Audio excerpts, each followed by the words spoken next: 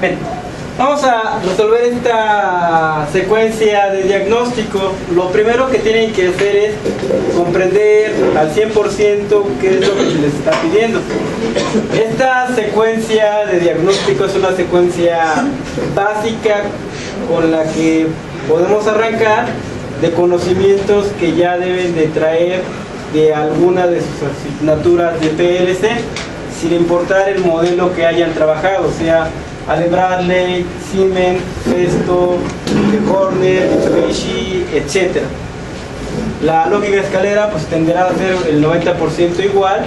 La diferencia pues radicará en las herramientas que proporciona cada fabricante. Primeramente que nada, aquí en la secuencia lo que se les hace mención es que yo tengo dos cargas físicas denominadas A y B. Esas cargas denominadas A y B estamos planeando de manera gráfica sencilla, nada más que son dos cilindros de simple efecto, sin dibujarlos tan a detalle, donde uno es A y otro es B. Sin embargo, aunque son dos cargas físicas de trabajo, para su accionamiento me dicen que la primera va a ser controlada por una electroválvula monostable y la segunda por una biestable, ¿no? Entonces, esta, sin entrar en detalles de simbología para ahorrar un poquito de tiempo, sería una 5.2 de retorno por resorte y accionamiento por una electroválvula, ¿no? Y obviamente con sus correspondientes conexiones, tomas de presión, escapes, etc. Pues como ahorita la clase no versa sobre neumáticas, no lo voy a detallar con cuáles son las líneas que suben, cuáles son las que bajan, y la parte que tiene que ver con escapes y activaciones a cámaras de alimentación. Aquí lo primero que tienen que entender es que esta, al ser biestable, tiene dos bobinas. Entonces, de entrada, lo primero que yo debo identificar, si es que piden este tipo de práctica, es identificar cuántas salidas requiero activar en mi programa. En este caso, vamos a llamarla X, Y y Z. Tengo tres salidas, tres cargas. Posiblemente sobre el análisis salgan más, pero a primera vista tengo tres salidas a activar. Otra de las cosas que tengo que ver antes de comenzar a hacer mi diagrama de escalera es entender qué estoy haciendo. Tengo que entender cuántas señales de entrada física voy a requerir. Para esta secuencia, de acuerdo a lo que me están indicando, todo va a partir de presionarse un botón de arranque. Al ser un botón de arranque, pues es una señal externa. Entonces, por ende, yo asumo que dentro de mis entradas necesito tener un botón de arranque, que sería mi primera entrada. La segunda entrada, generalmente, aunque no se ponga, se debe de obviar que es el botón de paro. Todo sistema siempre debe tener un sistema de paro de seguridad, y aunque ninguna parte de la secuencia aparece, pues siempre es algo que debe de ser considerado. Y pues tendríamos que ver si hay más cargas. Me dice que al pulsar el botón de arranque va a salir este elemento, el otro no se mueve, entonces el que presenta cambio es el primer elemento, y me dice que este paso va a ser detectado a través de un sensor llamado sensor de posición A1, para indicarme que es la salida del cilindro, y que físicamente será un sensor de proximidad o mecánico que tenga que ver con el primer elemento. Si es necesario, pues háganlo zoom para clarificar en la pantalla los objetos a los que me refiero. Lo más importante es el diagrama, no tanto es el video hacia mi persona, para que quede claro cuando lo observen. Entonces, ese es un sensor, y un sensor pues es una señal de entrada hacia el PLC. Entonces yo acabo de identificar que tengo un tercer elemento de entrada, que sería mi sensor A1. De acuerdo a lo que se disponga del almacén de trabajo o las condiciones descritas, puede ser que cada cilindro tenga un sensor de posición a la salida y a la entrada. Posiblemente este también podría tener un sensor de posición al retorno y a la salida. Sin embargo, para este ejercicio en particular que les pedí, les indiqué que como restricción planearan que únicamente tenían un sensor y los demás movimientos iban a ser dictados por una condición de cambio, ya sea de tiempo o de pulsos de un contador. Entonces doy un botón de arranque, provoca esa salida, el cilindro va saliendo a la velocidad que le permita el flujo del aire, toca el sensor SA1 y este sensor lo que va a hacer es disparar el siguiente paso. El siguiente paso lo que hace es provocar el movimiento del siguiente cilindro, activando la carga de la bobina que según corresponda, que seguramente va a ser la Y, para que salga el segundo cilindro. Entonces este va a hacer de alguna manera que salga el cilindro B, el sensor A. Al mismo tiempo que manda a salir este, va a arrancarse un temporizador, se ve aquí por la condición de tiempo, que va a demorar 5 segundos, seguramente va a ser 5 segundos para permitirle al cilindro que termine de salir. Posiblemente el cilindro tarde en salir 3 segundos y pase 2 segundos más para hacer el siguiente paso. Este tiempo, pues obviamente de acuerdo al proceso, se calibraría el tiempo suficiente para que alcance a salir esa etapa del proceso. Después de 5 segundos, que obviamente aquí lo que yo estoy identificando es que voy a ocupar un timer on delay 1, por ejemplo. Después de que se active ese timer me va a provocar la siguiente condición de cambio. Como aquí no tengo el sensor, quien me va a dictaminar la siguiente condición de cambio va a ser el timer. Entonces el timer va a provocar que ahora regrese A y va a quedar en esa posición hasta que no haya una condición de cambio. Una condición de cambio podría ser que se quede regresando hasta que toque el sensor. Como restricción yo indiqué que no quería otro sensor adicional, entonces debe haber otra condición de cambio. Entonces yo le podría dar un tiempo para que alcance a regresar y que haga el siguiente paso, o poder proponer otra condición de cambio. En este caso la que estoy proponiendo para verle los conocimientos con los que vienen, porque esta es una evaluación de diagnóstico, es que le anexe que la condición de cambio es que recibe 3 pulsos. Si estamos hablando de que recibe 3 pulsos, estamos hablando de que necesitamos un contador.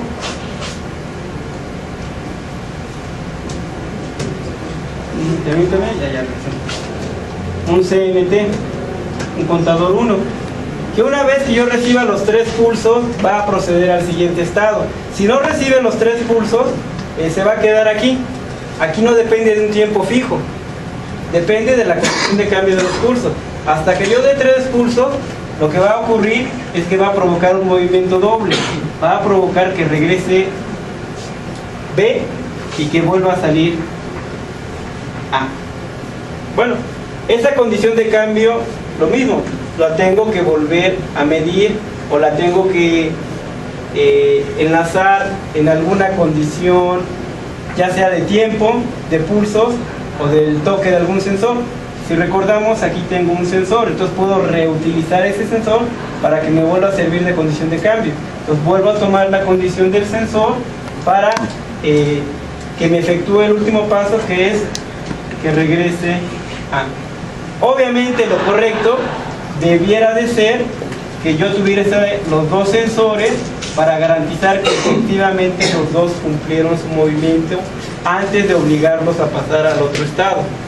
Vamos a considerar que posiblemente, como aparece en el dibujo, el cilindro A es más largo que el B, y una vez que llegó el B, pues de alguna manera tenemos garantizado que B ya terminó su carrera porque tiene menos longitud.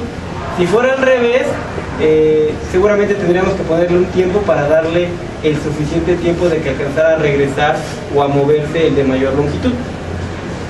¿Hasta aquí alguna duda? ¿Se comprende lo que se les pidió del ejercicio? Eso es lo primero que tienen que interpretar. Tienen que entender qué es lo que se les está pidiendo. Y lo primero que tienen que entender es cómo se mueve la secuencia, qué cargas son las que voy a controlar, cuántas salidas necesito controlar, salidas físicas, cuántas entradas necesito, que aquí faltaría agregar una cuarta, que serían los pulsos que van a alimentar al contador. ¿Correcto? Si no hay dudas ahí, continuamos. ¿Cómo? Sí. En la condición 4, ¿cómo identifica que esa es la condición 4 y no es la condición 1? Ok, primer detalle que ya apreciaron, la condición 1 y la condición 4, si yo los viera de estricto sentido visual, es el mismo estado. Sin embargo, aquí hay una diferencia. Aquí la diferencia es que yo ya pasé por el estado 3. Aquí lo más seguro, ahora que veamos la solución, es que van a ver que necesitan relevadores de paso. Yo necesito relevadores que funcionen como memoria de estado, que se prenda un relevador que me indique que ya pasé por el estado 1, que se prenda un relevador que ya pasé por el estado 2, que se prenda un relevador que ya pasé por el estado 3 y que se prenda un relevador por el estado 4. ¿Cuál sería la diferencia entre el paso 4 y el paso 1? El paso 4, adicional a contemplar estas condiciones, está contemplando que ya se cumplió el paso 3. Entonces necesito memorias para saber que yo ya estoy en cierto punto adelante de la secuencia. Si ustedes no contemplan este relevador de paso que se acaban de dar cuenta ustedes, seguramente va a entrar en un conflicto, porque el programa, si no lo programaron bien, va a detectar que esta condición es la misma que esta, y por fin, o quieres que haga este paso o quieres que haga este paso. Va a entrar en conflicto, pero eso generalmente ocurre cuando se dice que tienen redundancia, que las condiciones son iguales. Entonces la redundancia se rompe al meter una condición adicional, y esa condición adicional es una bandera dada por un relevador auxiliar, ¿no? Que eso lo vamos a ver en la solución.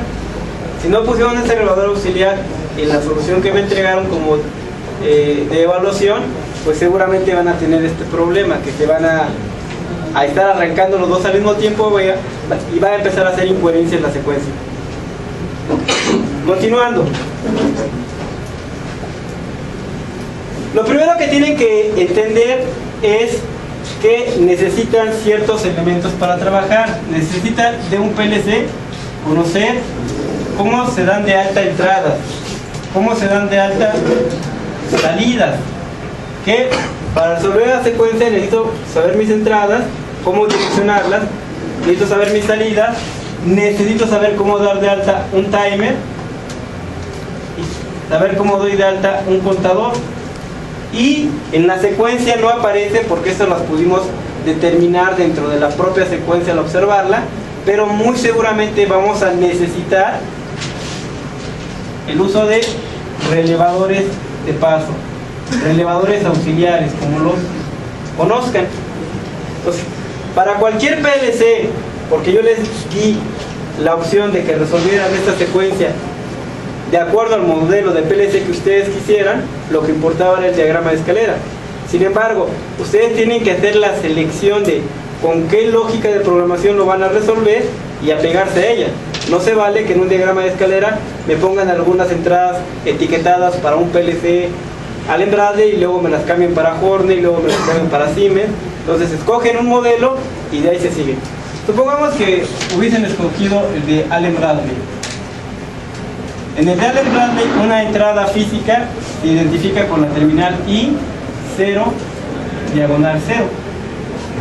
Supongamos que alguien dice, no, pues es que yo me acuerdo del Festo. Con el Festo, las entradas se identifican como I0.0. Si hubieran escogido, no sé, el Horner se identifica únicamente con I1, I2, I3, I4. Lo que estoy colocando aquí es a lo que se le llama direccionamiento, y cada marca de PLC en su hoja de especificaciones siempre te va a decir cómo se direcciona, es decir, cómo apuntas a esa dirección de memoria de tu PLC. Ojo, obviamente yo tengo 3 entradas. Si yo hubiera escogido el Horner, pues obviamente tendría I1, tengo 4, I2, I3 e I4. Obviamente I1 yo le podría poner botón de arranque, I2 yo le podría poner botón de paro. Ojo, estas son etiquetas o símbolos que me sirven para que el programador entienda qué está programando, qué tengo conectado físicamente a esa entrada. Pero el PLC, si yo le pongo botón de arranque, El PLC no lo entiende, esas son letras. Él no entiende qué es BA, me va a marcar error. No entiende qué es BP.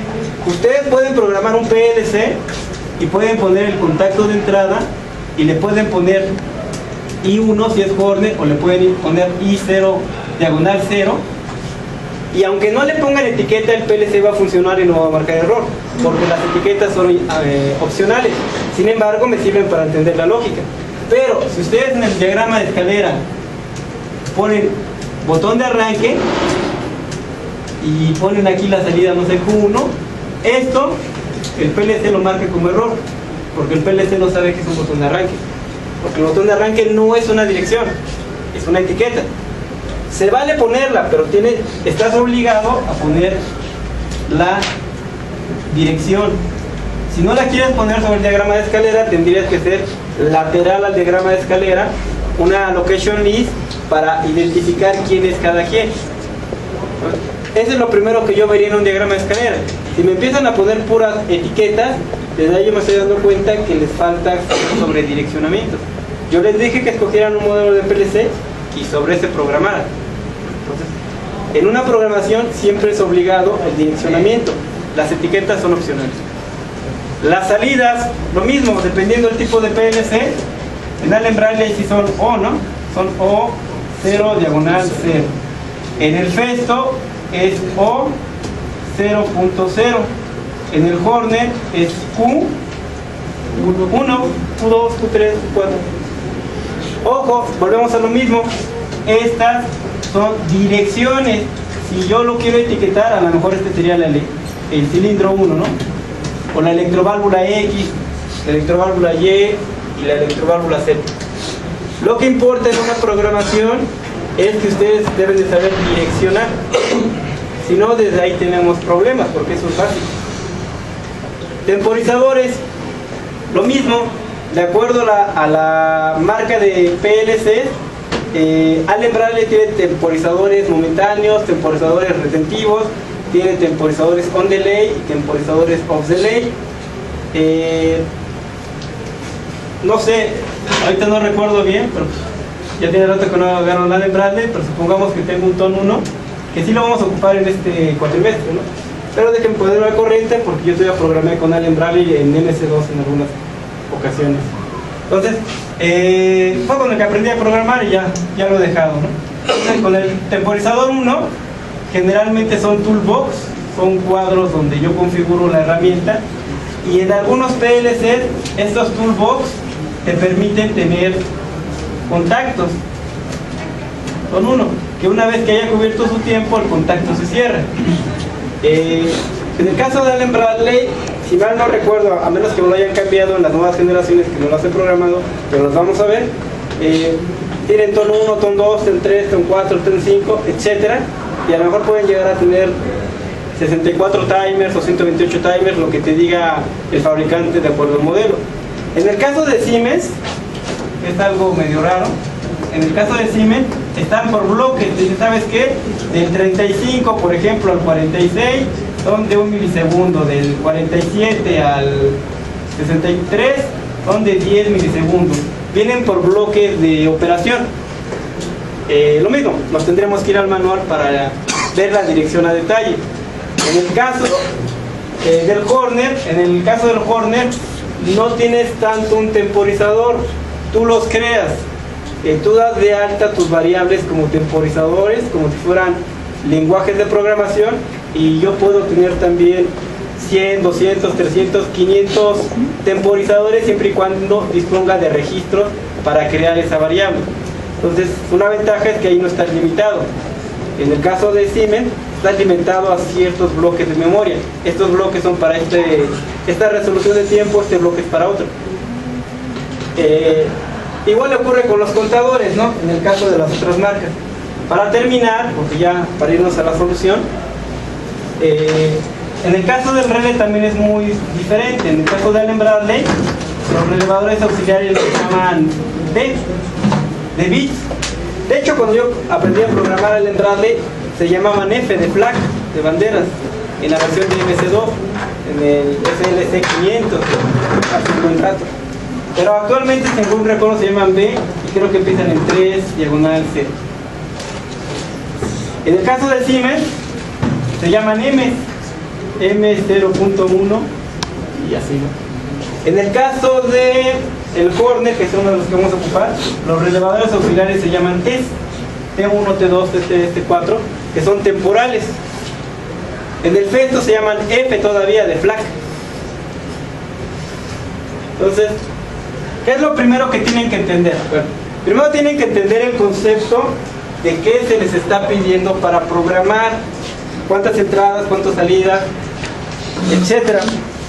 Siguiente, lo que tienen que entender es que tienen que escoger un lenguaje de programación particular, sea Festo, Allen Bradley, Siemens, etcétera, y saber que ese lenguaje tiene una forma de direccionamiento, que para sus entradas tienen una forma de darse de alta y no te puedes salir de eso. Que si es cierto que hay etiquetas, esas son opcionales, pero tienes que saber las 5 cosas básicas de cualquier PLC: cómo direccionas una entrada, cómo direccionas una salida, cómo direccionas un temporizador, cómo direccionas un contador, un CNT, y cómo direccionas un relevador. Hasta ahí le vamos a dejar en esta sección del video. En la siguiente sección del video voy a hacer la solución empleando nuevamente el cañón, pero usando el software CSK, y sirve que les voy explicando cómo se direcciona cada uno de los elementos. Y hasta ahí le dejaremos un momento.